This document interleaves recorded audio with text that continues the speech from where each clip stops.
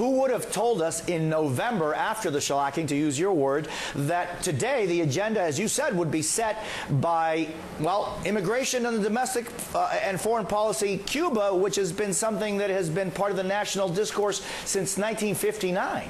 I was just spent a lot of time with some old Miami friends on Wednesday and Thursday, being in Miami.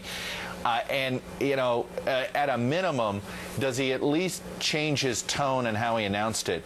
I talked to many of my longtime friends in Miami who are fine with the change in policy but didn't like the way he presented it. I'll be curious today if he has more acknowledgement of the exile community in a way, and more skepticism about the Castro brothers in his presentation and his defense of his policy change than he did a couple days ago. And Chuck, tell me about that. What is it about the wording or the semantics that some found difficult?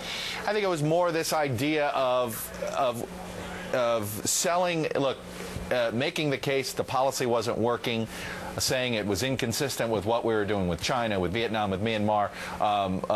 Intellectually, that made a lot of sense to folks. It was the more personal aspect of things, of being able to say, you know what, and saying that, you know, maybe you don't trust don't make it seem as if you trust the Castro brothers to make some changes. That this policy change is being done with skepticism.